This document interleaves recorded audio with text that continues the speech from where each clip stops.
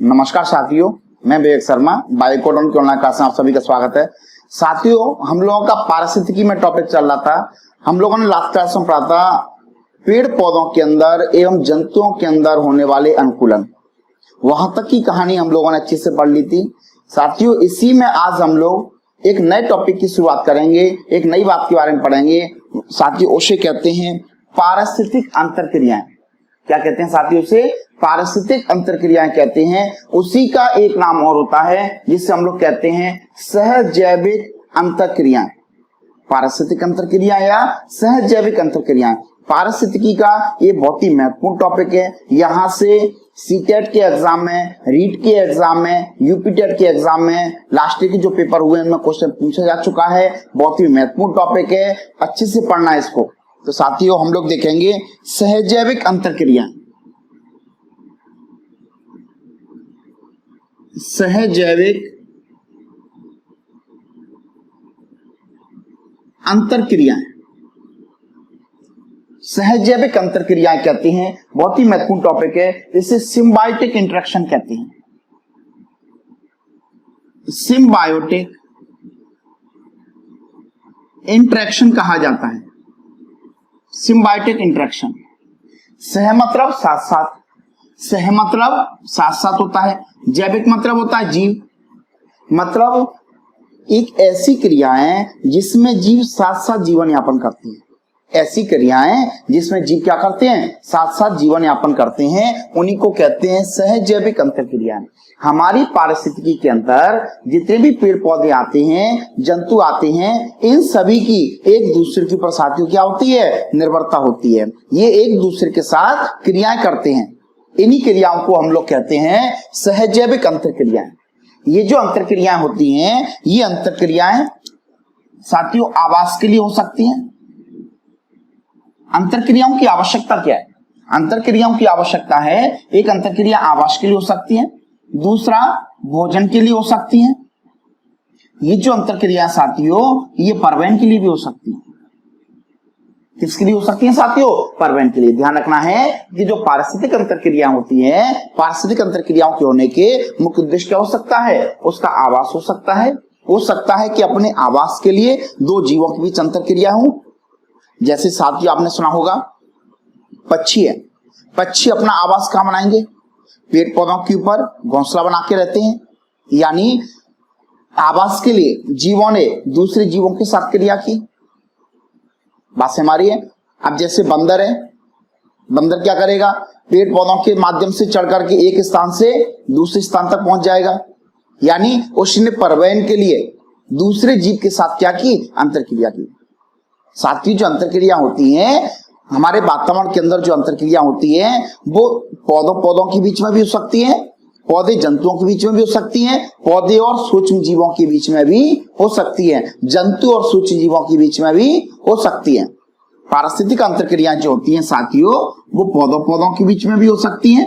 ध्यान रखना है, पौधों के बीच में अंतरक्रिया हो सकती है साथियों। इसके अलावा पौधे और जंतुओं के बीच भी हो सकती हैं।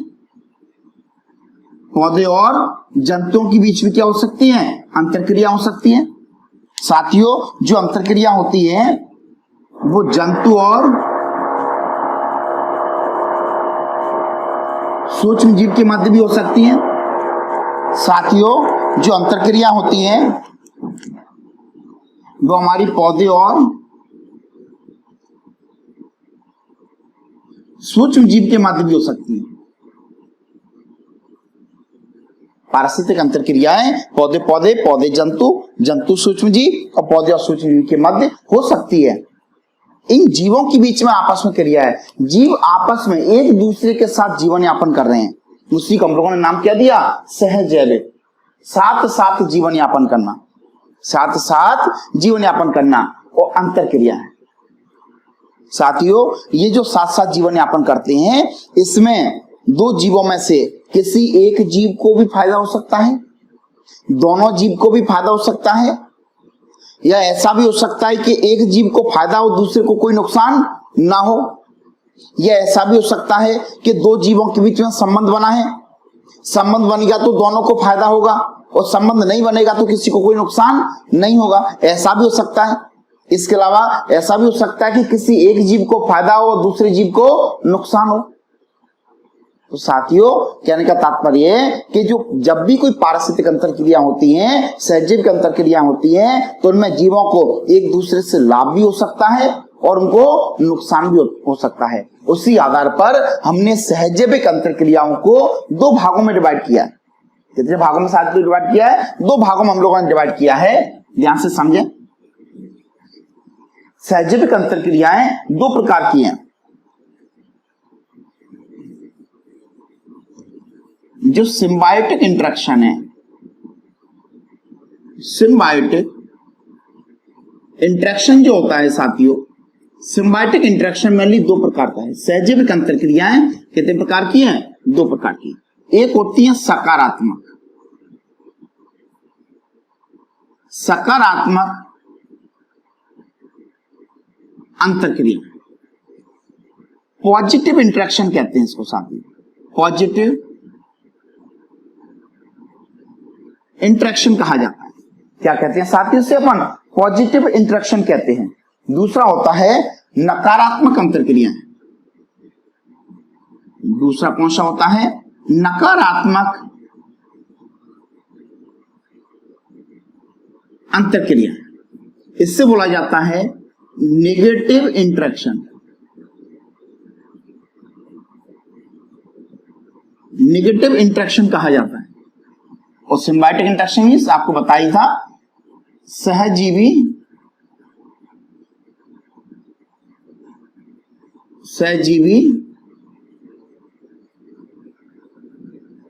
अंतरक्रिया। सहजीवी अंतरक्रिया कहते हैं।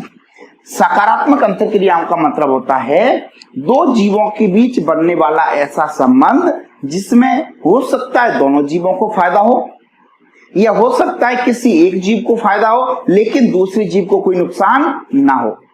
या साथियों, जीवों के बीच में जो संबंध बन रहा है उसमें संबंध के समय दोनों को फायदा होगा अगर संबंध बनेगा तो, अगर संबंध नहीं बनता है तो किसी को कोई नुकसान नहीं होगा। वैकल्पिक है, कोई जरूरी नहीं है। संबंध बनेगा तो दोनों को फायदा होगा और संबंध नहीं बनेगा तो किसी को कोई नुकसान नहीं होगा। उसे हम लोग कहते हैं सकारात्मक अंतरक्रिया। और नकारात्मक का मतलब होता है दो जीवों के बीच में बनने वाला ऐसा संबंध जिसमें एक जीव को तो फायदा होगा और दूसरे जीव को क्या होगा? उसमें नुकसान होगा। उससे हम लोग कहते हैं नकारात्मक अन्योन्य क्रियाएं, नकारात्मक अंतरक्रियाएं, नकारात्मक अंतरक्रिया कहते हैं। सकारात्मक अंतरक्रिया जो होती हैं इसमें हमारी मेनली कौन कौन सी आती हैं? इसमें एक आती है सह परोपकारिता। सह परोपकारिता कहते हैं, सिम्बायोसिस कहते हैं। सह परोपकारिता सिम्बायोसिस कहा जाता है। बात समझ हमारी साथियों। दूसरी जो हमारी इसको म्यूचुअलिज्म के भी कहते हैं।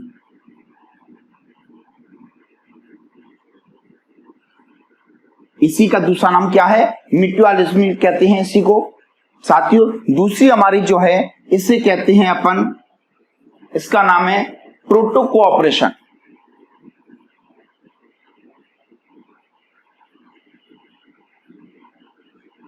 प्रोटो कोऑपरेशन कहा जाता है साथियों। इसको अपन क्या कहते हैं? प्रोटो कोऑपरेशन कहा जाता है। प्रोटो कोऑपरेशन कहा जाता है। तीसरी हमारा जो इसका प्रकार है साथियों उसका नाम है कमेंसलिज्म। इससे क्या कहते हैं साथियों? हम लोग इससे कमेंसलिज्म कहते हैं। इसको हिंदी में बोला जाता है सहभोज्यता।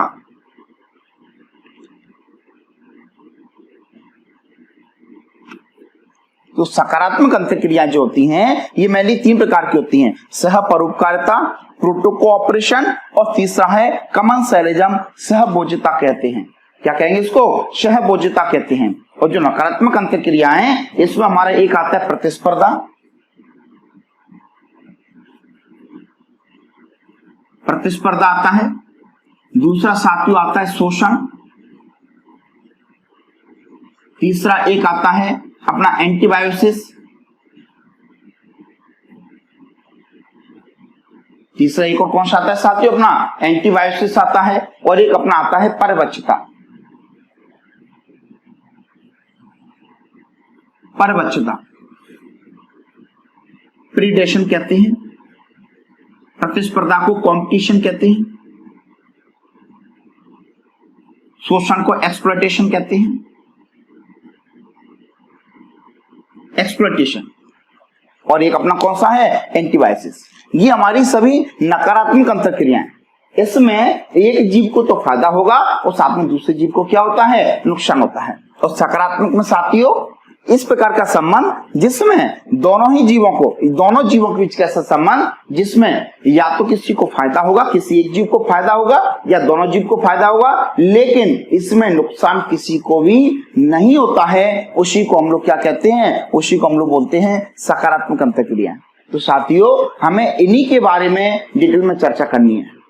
आज की क्लास में साथियों हम लोग बात करेंगे सकारात्मक अंतःक्रियाओं की, उसके बाद अगली क्लास में बात करेंगे नकारात्मक अंतःक्रियाओं की। साथियों इसका आप लोग स्क्रीनशॉट ले लें जिससे आपको पढ़ने में आसानी होगी। पहले हम लोग सकारात्मक अंतःक्रियाओं की बात करेंगे। इसमें पहला अपना जो पॉइंट है वो है परोपकारिता, म्यूचुअलिज्म के बारे में बात करेंगे।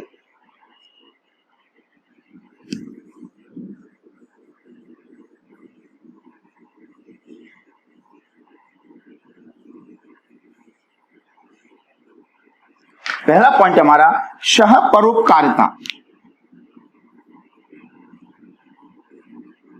सहपरोपकारिता म्यूचुअलिज्म कहते हैं, इसके बारे में बात करेंगे।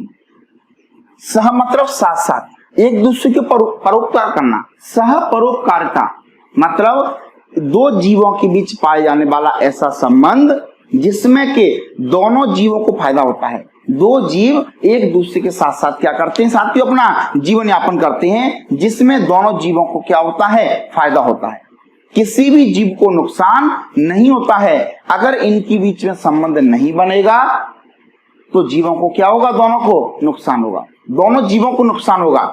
इसलिए इसको अपन ने क्या बोला, सहपरोपकारिता। इसी का एक नाम और दिया जाता है, इसे सहजीविता के नाम से भी जाना जाता है। सहजीविता, सिम्बायोसिस के नाम से, सिम्बायोसिस के नाम से भी जाना जाता है। तो साथियों इस बात को ध्यान रखना है। एक साइंटिस्ट है जिनका नाम है बेरी, उन्होंने क्या बोला, साथ साथ जीवन यापन करना। बेरी के अनुसार, किसके अनुसार साथियों, बेरी के अनुसार साथ साथ जीवन यापन करना, साथ साथ जीवन यापन करना सहपरोपकारिता कहलाता है। सहपरोपकारिता कहलाता है। इसको साथियों हम लोग ऐसे भी ले सकते हैं, दोनों ही प्रजातियां कैसे रहेंगी, फायदे में रहेंगी। दोनों को प्लस प्लस के द्वारा शो करेंगे। दोनों ही साथ, इसमें जो दोनों प्रजातियां हैं, दोनों जो जातियां हैं, दो जीवों के बीच का जो संबंध है, इसमें दोनों को फायदा है, दोनों ही बेनिफिशियल है।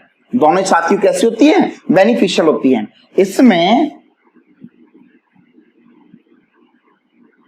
किसी भी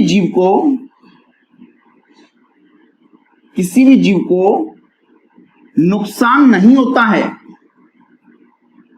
इसमें किसी भी जीव को नुकसान नहीं होता है, उसी को हम लोग क्या बोलेंगे, सहपरोपकारिता कहते हैं। दोनों जीव लाभ में रहते हैं। दोनों जीव साथियों कैसे रहेंगे, इसमें लाभ में रहते हैं, उसी को बोला जाता है सहपरोपकारिता या सहजीविता। इसका सबसे बेस्ट एग्जांपल देखें, इसका सबसे बेस्ट एग्जांपल है lichen. Lichen is the best example of mutualism, symbiosis. Lichen इसका सबसे बेस्ट एग्जांपल है। लाइकेन जो होता है साथियों, ये कवक और शैवाल दोनों से मिलकर के बनता है। कवक और शैवाल दोनों के सहजीवी संबंध को हम लोग क्या कहते हैं, लाइकेन कहते हैं। लाइकेन क्या है, कवक और शैवाल के मध्य का सहजीवी संबंध।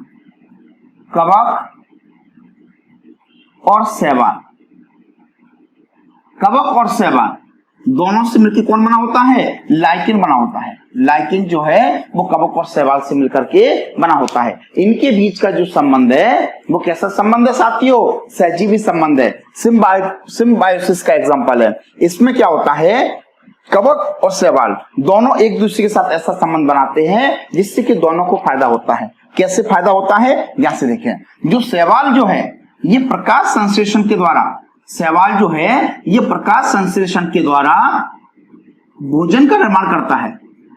प्रकाश संश्लेषण के द्वारा भोजन का निर्माण करेगा कौन? अपना शैवाल।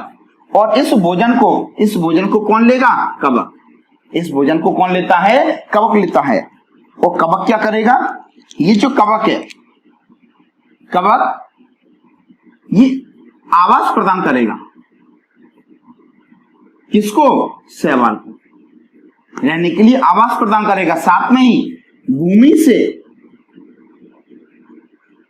जल एवं खनिज लवणों को अवशोषित कर शैवाल को प्रदान करता है।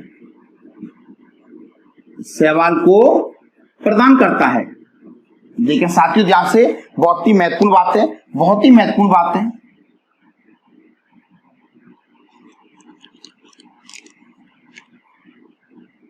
ये जो भोजन ये किसको मिलेगा? कवक को मिलेगा। साथियों भोजन किसको मिलेगा? कवक को मिल जाएगा। कौन देगा? शैवाल। शैवाल क्या करेगा? प्रकाश संश्लेषण करेगा। और प्रकाश संश्लेषण के द्वारा भोजन का क्या करेगा? निर्माण करेगा। ये भोजन किसको मिल जाएगा? कवक को। फायदा किसको हुआ? अभी कवक को। अब शैवाल को कैसे फायदा होगा? ये जो कवक है ये शैवाल को रहने के लिए आवास देगा। दूसरा ही भूमि से जल एवं खनिज लवणों को अवशोषित करके किसको प्रदान करता है? शैवाल को प्रदान करता है। जिससे दोनों ही जातियां किस में रहती हैं? लाभ में रहती हैं। इसी को क्या कहा जाता है? सिम्बायोसिस। यानी लाइकेन जो होता है वो सहजीवता का सबसे बेस्ट एग्जांपल है। सिम्बायोसिस का सबसे बेस्ट एग्जांपल माना जाता है। बात से हमारी साथियों, तो कवक और शैवाल। इसका जो दूसरा एग्जांपल है, दूसरा एग्जांपल साथी आप लोगों को बता दें।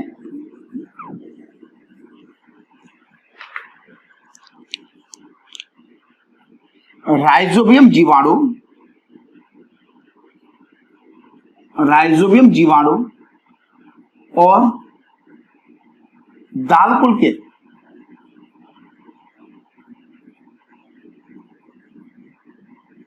पौधों की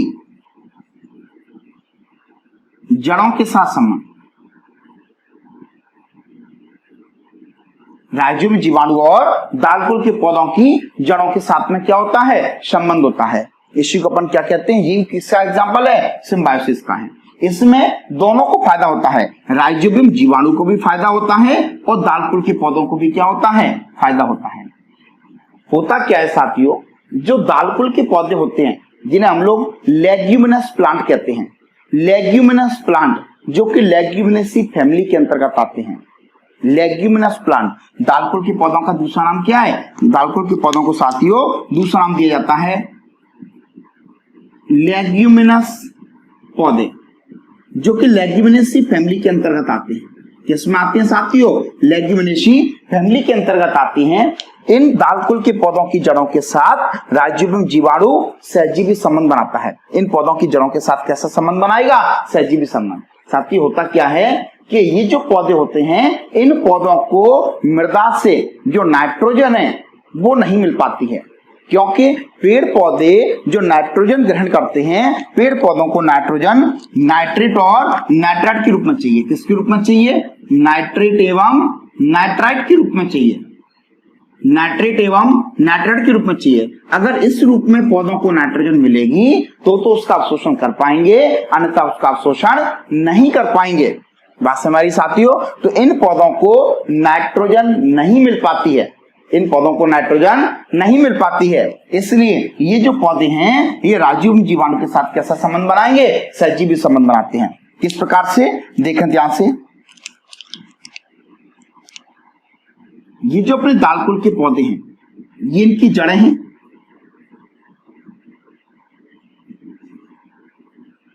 साथ ही ये दाल कुल के पौधों की जड़ें हैं।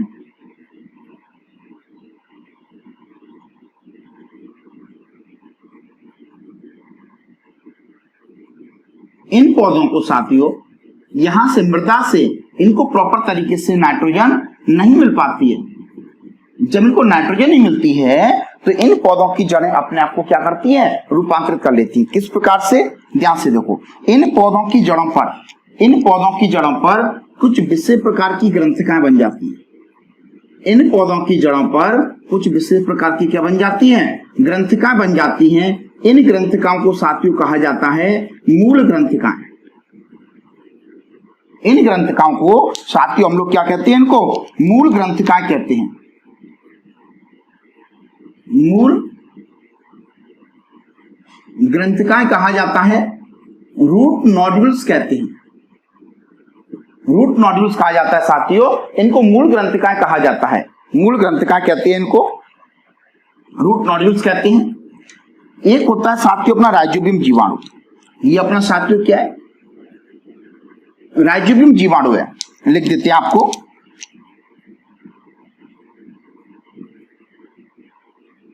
ये राइजोबियम जीवाणु है। साथियों दोनों की परेशानी है। परेशानी क्या है कि इन पौधों को नाइट्रोजन नहीं मिल पा रही है और जो राइजोबियम जीवाणु है इसके पास रहने के लिए स्थान नहीं है। इसको आवास चाहिए, इसको आवास की आवश्यकता है और इनको नाइट्रोजन की आवश्यकता है। बात से हमारी है, ये मूल ग्रंथिकाएं जो है और राइजोबियम जीवाणु, इनके बीच में सहजीवी संबंध बनेगा। इन मूल ग्रंथिकाओं के अंदर ये राइजोबियम जीवाणु चला जाएगा। ये राइजोबियम जीवाणु कहां चला गया, इन मूल ग्रंथिकाओं के अंदर चला गया और यहां पर ये क्या बनाएगा, सहजीवी संबंध। कैसे बनाएगा, इस मूल ग्रंथिका के अंदर, रूट नोड्यूल्स के अंदर इस राइजोबियम जीवाणु को रहने के लिए स्थान मिल गया और साथ ही साथ ये जो पौधा है, दालकुल का पौधा है, इसकी जड़ों के द्वारा इसको भोजन और पानी भी मिलेगा। क्या इसको मिलेगा, भोजन पानी। इस राइजोबियम जीवाणु को साथियों यहां से भोजन और पानी मिल गया, भोजन और पानी मिल गया और मूल ग्रंथिकाओं के अंदर ये जो राइजोबियम जीवाणु है ये क्या करेगा, वायुमंडल की स्वतंत्र आणविक नाइट्रोजन को नाइट्रोजन की यौगिक जैसे नाइट्रेट और नाइट्राइट, इसमें क्या करेगा, उसको परिवर्तित कर देगा, जिससे ये जो नाइट्रोजन है ये किसको उपलब्ध हो जाएगी, पौधों को उपलब्ध हो जाएगी। इसमें दोनों को फायदा होगा, किसको, राइजोबियम जीवाणु को भी फायदा होगा और पौधों को भी फायदा होगा। जीवाणु को क्या फायदा होगा, तो उसको रहने के लिए आवास मिल गया, भोजन और पानी मिल गया और पौधे को क्या फायदा हुआ, उसको नाइट्रोजन मिल गई। क्योंकि राइजोबियम जीवाणु क्या करता है, एक आप फिर से सुन ले, ये नाइट्रोजन फिक्सेशन करवाता है। राइजोबियम जीवाणु क्या करवाएगा, ये राइजोबियम जीवाणु नाइट्रोजन फिक्सेशन करवाता है। नाइट्रोजन स्थिरीकरण कहा जाता है इसे। यहां से बहुत ही महत्वपूर्ण प्रश्न बनते हैं। नाइट्रोजन स्थिरीकरण, नाइट्रोजन फिक्सेशन कहते हैं इसे। नाइट्रोजन फिक्सेशन का मतलब होता है वायुमंडल की स्वतंत्र आणविक नाइट्रोजन को नाइट्रोजन की यौगिक जैसे नाइट्रेट एवं नाइट्राइट में बदल देना, नाइट्रेट एवं नाइट्राइट में बदल देना, इसी को कहा जाता है नाइट्रोजन फिक्सेशन। क्वेश्चन पूछा जाता है कि नाइट्रोजन फिक्सेशन करने वाला बैक्टीरिया कौन सा है, तो सबसे मोस्ट एग्जांपल है राइजोबियम। नाइट्रोजन फिक्सेशन कौन से पौधों में होता है, दालकुल के पौधों में, लेग्यूमिनस पौधों में।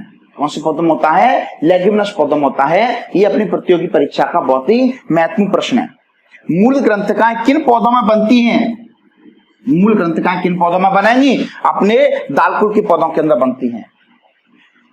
राइजोबियम जीवाणु और दालकुल के पौधों के मध्य में कौन सा संबंध पाया जाता है, तो साथियों हम लोग क्या लगाएंगे, सिम्बायोसिस, सहजीवता का संबंध है, सहपरोपकारिता का संबंध है, जिसमें कि दोनों ही प्रजातियां किसमें रहती हैं, लाभ में रहती हैं। दोनों जीव किसमें रहते हैं, लाभ में रहते हैं। ये क्वेश्चंस हमारे एग्जाम के अंदर पूछे जाते हैं। तो साथियों ये कहानी आपको समझ में आ गई होगी कि राइजोबियम जीवाणु का दालकुल के पौधों के साथ किस प्रकार संबंध स्थापित होता है। इससे पहले हम लोगों ने देखा लाइकेन। दोनों ही एग्जाम्पल बहुत महत्वपूर्ण है साथियों। इसके अलावा अब हम लोग तीसरे एग्जाम्पल की बात करेंगे। तीसरा एग्जाम्पल है माइकोराइजा। माइकोराइजा के बारे में बात करेंगे। माइकोराइजा एग्जाम्पल आपको याद रखना है, सबसे महत्वपूर्ण एग्जाम्पल ही पूछे जाते हैं। माइकोराइजा क्या होता है, कवकों का उच्च वर्गीय पौधों के साथ, कवकों का उच्च वर्गीय पौधों के साथ सहजीवी संबंध, कवकों का उच्च वर्गीय पौधों के साथ जो संबंध बनता है उसी को साथ ही हम लोग क्या कहते हैं, उसे हम माइकोराइजा कहते हैं, कवक मूल कहते हैं। हिंदी में क्या बोला जाता है, माइकोराइजा को कवक मूल कहा जाता है, माइकोराइजा या कवक मूल कहते हैं इसी को। ये भी सबसे बेस्ट एग्जांपल है, किसका है, सहपरोपकारिता का एग्जांपल है। इस एग्जांपल को आप लोग ध्यान रखें। ठीक इसी प्रकार से एक एग्जांपल और है, हाइड्रा का नाम आप सब लोगों ने सुना होगा। हाइड्रा को अमर जंतु कहा जाता है। हाइड्रा और शैवाल, हाइड्रा और शैवाल, शैवाल भी कौन सा है साथियों, क्लोरेला शैवाल। कौन सा शैवाल होता है, क्लोरेला शैवाल। इन दोनों के बीच में क्लोरेला, क्लोरेला वल्गैरिस, ये शैवाल है। इन दोनों के बीच का क्या होता है, सहजीवी संबंध। ये मध्य सहजीवी संबंध, इन दोनों जीवों के मध्य भी क्या बनता है, सहजीवी संबंध बनता है। इसमें दोनों को फायदा होता है। शैवाल को क्या फायदा है, शैवाल को हाइड्रा के ऊपर रहने के लिए आवास मिल जाता है, हाइड्रा की बॉडी से आवास मिल जाएगा रहने के लिए। और ये शैवाल क्या करेगा, प्रकाश संश्लेषण के द्वारा भोजन को बनाएगा और ऑक्सीजन निकलेगी। वो ऑक्सीजन और भोजन किसको मिल जाएगा, हाइड्रा को। तो साथियों हाइड्रा को क्या मिल गया, भोजन मिल गया और उसको ऑक्सीजन मिल गई हाइड्रा को। और शैवाल को क्या फायदा हुआ, उसको रहने के लिए आवास मिल गया, रहने के लिए आवास मिल गया। तो हमारे किसके एग्जाम्पल है, सारे एग्जाम्पल सहजीविता, सहपरोपकारिता के हमारे एग्जाम्पल है। इतनी बात को साथियों हम लोग याद रखेंगे। साथियों सकारात्मक अन्वयन क्रियाओं में हमारा जो दूसरा पॉइंट है जो कि अपन को पढ़ना है, उससे कहते हैं प्रोटो कोऑपरेशन। बहुत ही अच्छा टॉप पॉइंट है ये वाला, यहां से भी क्वेश्चन पूछे जाते हैं। प्रोटो कोऑपरेशन,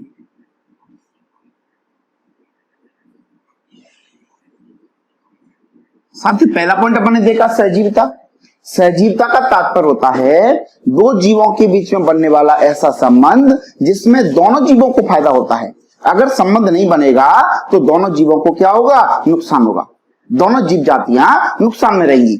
लेकिन प्रोटो कोऑपरेशन में क्या होता है, प्रोटो कोऑपरेशन दो जीवों के बीच में बनने वाला ऐसा संबंध है जिसमें दोनों ही जाति लाभ प्राप्त करती हैं। अगर इनमें संबंध बनेगा तो दोनों ही जातियां लाभ प्राप्त करती हैं, और अगर संबंध नहीं बनेगा तो किसी भी जीव को नुकसान नहीं होगा। दोनों में बेसिक अंतर क्या है, सहजीविता में क्या था, संबंध का बनना अनिवार्य है, अगर संबंध नहीं बनेगा तो दोनों जीवों को नुकसान होगा।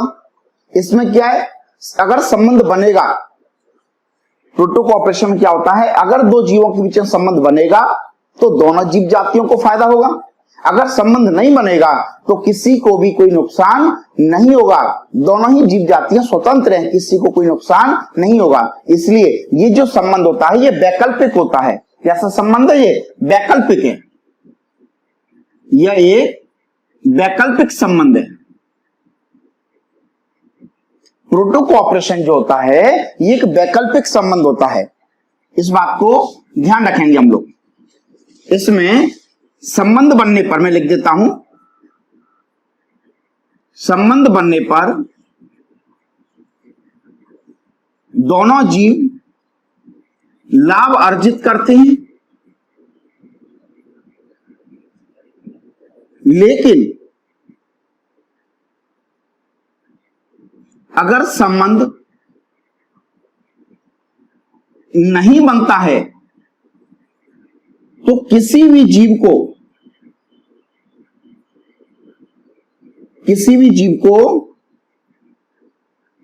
नुकसान नहीं होता है, किसी भी जीव को नुकसान नहीं होता है। इसी को हम लोग क्या कहते हैं, प्रोटो कोऑपरेशन कहते हैं। इसका बेस्ट एग्जांपल क्या है, इसका एग्जांपल देखें। जैसे साथियों आप लोगों ने देखा होगा, अपनी जो मवेशियां होती हैं, गाय भैंस वगैरह, ये जो मवेशियां होती हैं, इनके शरीर के ऊपर आकर कुछ पक्षी बैठ जाते हैं। वो पक्षी क्या करते हैं, ठीक है, इन मवेशियों की बॉडी के ऊपर जो छोटी छोटी किलनियां होती हैं उनको निकालकर भोजन के रूप में ग्रहण करते हैं। बात समझ मारिए, जो अपनी मवेशियां हैं, गाय भैंस वगैरह होती हैं, इनकी बॉडी के ऊपर छोटी छोटी किडनियां पाई जाती हैं। कुछ पक्षी इनकी बॉडी के ऊपर आकर के बैठते हैं और इन किडनियों को निकाल कर खा लेते हैं, भोजन के रूप में ग्रहण कर लेते हैं। इस संबंध से दोनों को फायदा हुआ। मवेशी को क्या फायदा हुआ कि उसकी बॉडी से जो किडनियां लगी थी वो सब निकल गई। पक्षी को क्या फायदा हुआ कि उसको भोजन मिल गया। इस संबंध में दोनों को फायदा है। लेकिन अगर ये संबंध नहीं बनता तो ना तो मवेशी को कोई नुकसान था और ना ही पक्षियों को कोई नुकसान था। उनके पास भोजन के अन्य दूसरे वैकल्पिक साधन है, वैकल्पिक माध्यम है जिनके द्वारा भोजन ग्रहण कर सकते हैं, और मवेशियों को उन किडनियों से कोई बहुत ज्यादा विशेष नुकसान नहीं था। अगर संबंध बन गया तो दोनों को फायदा हो गया। ठीक है क्या नहीं, बात से हमारी की नहीं। तो साथियों अपन लिख देते हैं, मवेशियों जैसे गाय भैंस आदि के शरीर पर कुछ पक्षी आकर बैठते हैं और मवेशियों के शरीर पर उपस्थित किडनियों आदि को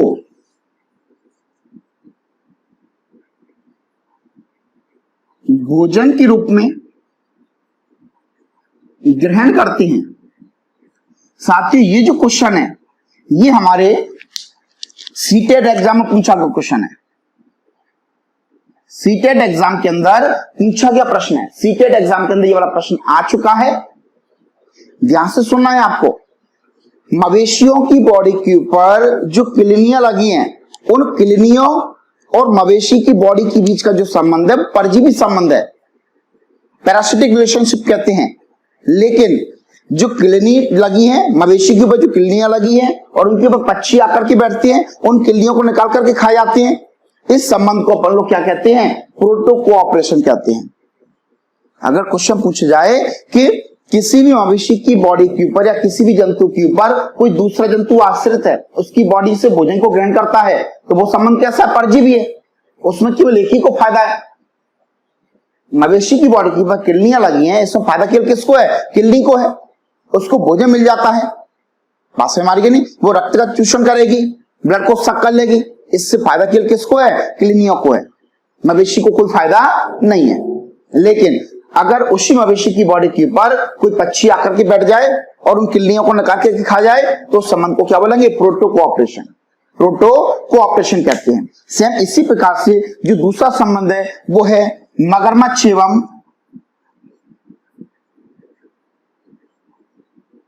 पक्षियों के मध्य संबंध। मगरमच्छ एवं पक्षियों के मध्य का संबंध, इसको समझे। मगरमच्छ और पक्षियों के मध्य का संबंध होता क्या है। मगरमच्छ एक विशाल जीव है, समुद्री जीव है, ठीक है क्या नहीं। ये समुद्र के अंदर जो छोटे छोटे जीव जंतु होते हैं सबको खा लेता है, ठीक है। जैसे जो जौंक वगैरह होती हैं, वो जौंक वगैरह इसकी बक्कल कैविटी में, मुख गुहा में, दांतों के पास में, जबड़े के पास में, वहां जाकर के चिपक जाती हैं। और ये क्या करता है, ये अपने मुख को खोल के रखता है। इसकी बॉडी के ऊपर आकर के कोई पक्षी बैठेगा, वो पक्षी क्या करेगा, अपनी चोंच को इसके मुख के अंदर डालेगा और इसके मुख में से उन जौंक को निकाल करके खा लेता है। रिक्स वाला काम है। अगर मान के चलो उसी समय मगरमच्छ ने अपना मुंह बंद कर लिया तो पक्षी का काम तमाम हो जाएगा। लेकिन ऐसा नहीं होता है, उसमें दोनों को ही फायदा है, इसलिए ये संबंध बनता है। मगरमच्छ क्या करता है, अपने मुख को खोल के रखेगा। जब उसके ऊपर पक्षी आकर के बैठ जाते हैं तो पक्षी अपनी चोंच को उसके मुख के अंदर डाल देते हैं और उन जौंक को निकाल करके अपने भोजन के रूप में क्या करते हैं, ग्रहण कर लेते हैं, जिससे पक्षियों को भोजन मिल जाता है और मगरमच्छ की उन जौंक के द्वारा सुरक्षा हो जाती है। वो जो जौंक है, ठीक है क्या नहीं, जो लीच है, वो उसकी बॉडी से ब्लड को सक नहीं कर पाती है, उसकी बॉडी से सक नहीं कर पाती है। वो जौंक को पक्षी क्या करेंगे, खा जाते हैं। बात से हमारी है, ये भी संबंध मगरमच्छ एवं पक्षियों के मध्य का संबंध। सेम इसी प्रकार से एक और होता है फाइसेलिया और नोमियस के मध्य संबंध। फाइसेलिया और नोमियस के मध्य का जो संबंध है ये भी कैसा है, प्रोटो कोऑपरेशन में आता है। ठीक है क्या नहीं। फाइसेलिया एक जंतु है, फाइसेलिया एक क्या होता है, जंतु होता है। इसकी बॉडी के ऊपर कौन संबंध बनाएगा, नोमियस बनाता है। बात से हमारी है। सेम इसी प्रकार से एक संबंध और है, एक होता है गेंडा और दूसरा होता है एक पक्षी। पक्षी का नाम है ऑक्सपेरस।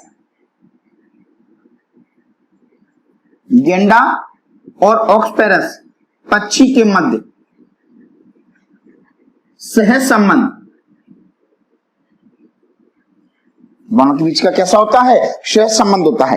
ये जो आपको जितने भी एग्जांपल लिखे हैं ये सभी एग्जांपल साथ ही किसके अपने प्रोटो कोऑपरेशन के हैं, जो कि हमारे सीटेट, रीट, यूपीटेट, एमपीटेट जैसे एग्जाम के अंदर पूछे जा सकते हैं। और सीटेट के अंदर तो ये वाला प्रश्न आ भी चुका है। इसलिए आप लोगों को इसे ध्यान से सुनना है, पढ़ना है और अच्छे से सभी एग्जाम्पलों को याद रखना है। आप लोगों के लिए होमवर्क है, आपको बताना है कि दालकुल के पौधों के साथ जो राइजोबियम जीवाणु का संबंध बनता है वो संबंध कैसा है, लाइकेन जो है वो किस प्रकार के संबंध में आता है। ये दोनों प्रश्न का आंसर आप लोगों को कमेंट्स बॉक्स के अंदर देना है। बात से हमारी साथियों, तो ये हो गया अपना प्रोटो कोऑपरेशन। अब हम बात करेंगे तीसरा हमारा जो है उसे कहते हैं सहभोज्यता, कमेंसैलिज्म कहते हैं। सहभोज्यता, कमेंसैलिज्म।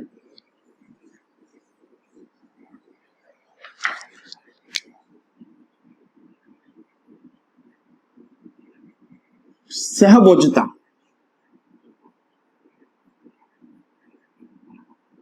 कमेंसैलिज्म, सहभोज्यता कमेंसैलिज्म कहते हैं। क्लियर साथियों। ये कैसा संबंध है, ध्यान से देखें।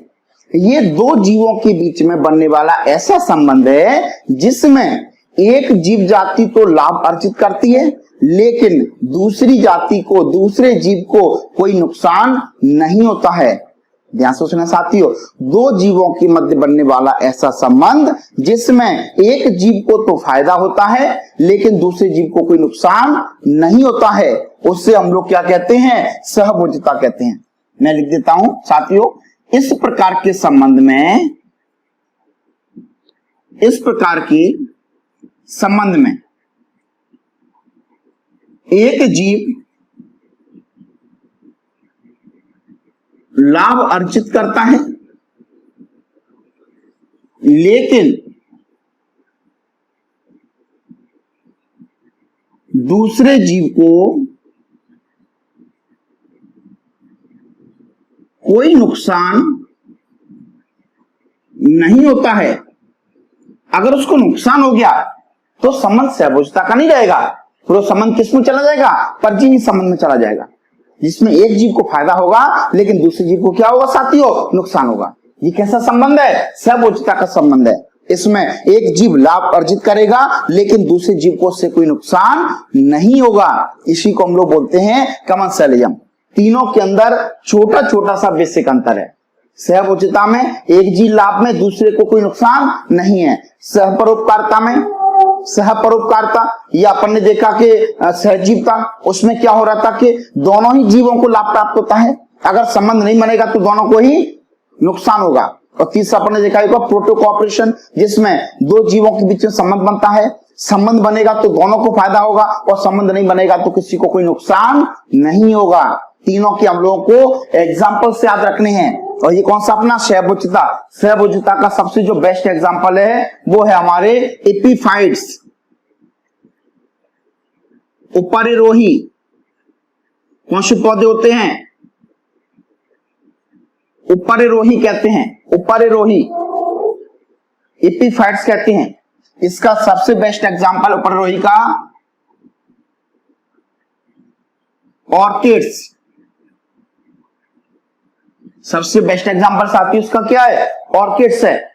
क्लियर है। इसके अलावा इसमें लाइकेंस भी आते हैं। कौन आते हैं, लाइकेंस। और इसके अलावा एक एग्जाम्पल इसमें और आता है, वो अपने झूलने वाले मॉसेस। पहला एग्जाम्पल हमारा कौन सा है, उपरिरोही। इसका सबसे बेस्ट एग्जाम्पल कौन है, ऑर्किड्स। अब ध्यान से सुने, इस बात को थोड़ा सा समझेंगे कि जो उपरिरोही होते क्या है। एपीफाइट्स मतलब क्या होता है, एपी का मतलब होता है ऊपर, फाइट मतलब पौधे। ऐसे पौधे जो दूसरे पौधों की ऊपर वृद्धि करते हैं, ऐसे पौधे जो दूसरों पौधों के ऊपर वृद्धि करते हैं उन्हें एपीफाइट्स कहते हैं। और ऐसे जंतु जो दूसरे जंतु की वृद्धि करते हैं उन्हें एपीजोन्स कहते हैं।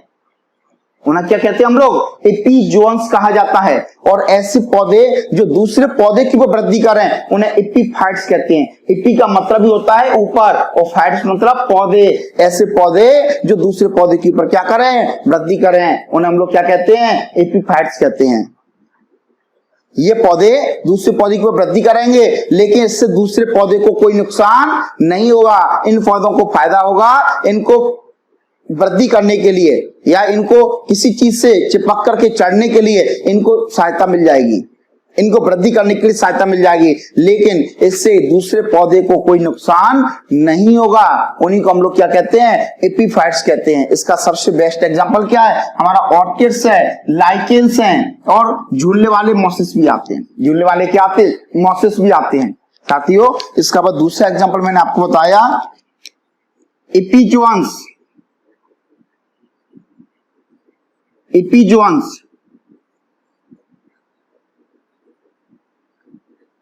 एपीजोन्स क्या कहा जाता है, एपीजोन्स ऐसे जंतु जो दूसरे जंतुओं के शरीर पर पाए जाते हैं। साथियों लिख देते हैं, ऐसे जंतु जो दूसरे जंतुओं के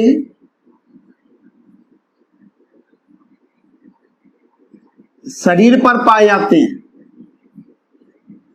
इसी तरह के एग्जाम्पल पूछे जाते हैं। अगर ऐसी चीजों को हम पढ़ के नहीं जाते हैं तो वही क्वेश्चन हमको नए लगते हैं, फिर लगता है कि अरे पता नहीं ये क्वेश्चन कहां से आ गया। जब इसी टॉपिक में से, ठीक है क्या नहीं, आपका प्रोटोकॉल ऑपरेशन में से क्वेश्चन आ चुका है।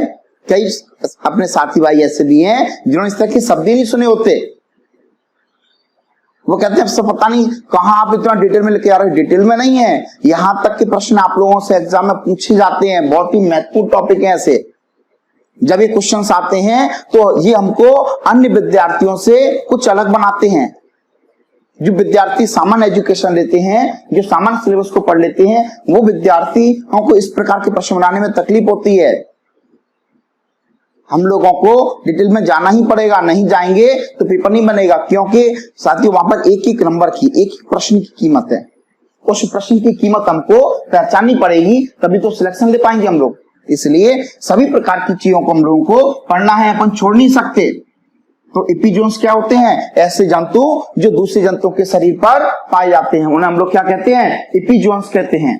जैसे हमारी आंतों में, इसमें एग्जांपल क्या है लिख देते हैं, हमारी आंतों में ई कोलाई जीवाणु पाया जाता है।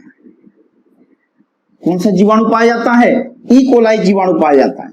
हमारी आंतों में साथी कौन सा जीवाणु पाया जाता है, ई कोलाई जीवाणु पाया जाता है, जो कि भोजन के पाचन में हमारी क्या करेगा, मदद करता है।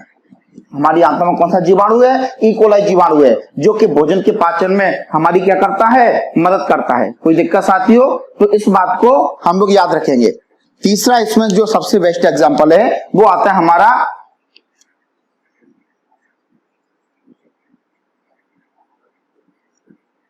चूषक मछली होती है और शार्क।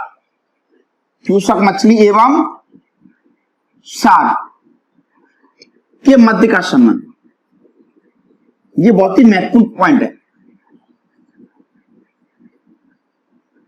चूषक मछली एवं शार्क के मध्य का संबंध, इस पॉइंट को हम लोग याद रखेंगे। एपीजोन्स को याद रखेंगे और उपरिरोही एपीफाइट्स को याद रखेंगे। क्लियर है। ये सारे एग्जाम्पल हमारे किसके आते हैं, सबोजिता के। सकर फिश कहते हैं और शार्क मछली। Sucker fish and shark fish, sucker fish and shark fish. Clear है? इस बात को हम लोग याद रखेंगे। किस प्रकार से? ध्यान से देखें, जो सकर फिश है इसका साइज बहुत छोटा होता है, और जो अपनी शार्क फिश है, शार्क एक बहुत विशाल मछली है, बड़ी मछली है। तो सकर फिश क्या करती है, ये शार्क के नीचे की साइड में, उसके मुख के पास में, या ऐसे नीचे की साइड में, यहाँ पर या नीचे की तरफ जाकर के क्या होती है, उससे जुड़ जाती है, उससे अटैच हो जाती है। बात से हमारी साथी आपको ठीक है क्या नहीं? इससे क्या होता है, जब शार्क अपने भोजन के लिए एक स्थान से दूसरे स्थान पर आवागमन करती है, तो ये भी क्या होती है, उसके साथ आवागमन करने लगती है। और जैसे शार्क को अपना कोई भोजन मिलेगा, ये अपने भोजन के लिए अगर किसी जीव को ग्रहण करेगी, और उसके अगर कुछ टुकड़े टूट करके गिर जाएंगे, तो उन टुकड़ों को कौन ग्रहण कर लेती है? ये सकर फिश कर लेती है। इसको दो फायदे हो गए, एक तो इसको शार्क के माध्यम से भोजन मिल गया, और दूसरा इस मछली को फायदा हो गया कि दूसरे अन्य जंतुओं के शिकार से बच जाएगी।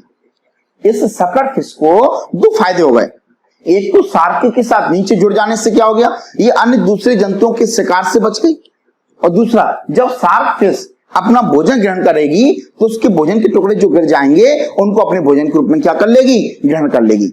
इसमें किसको फायदा हुआ? सकर फिश को।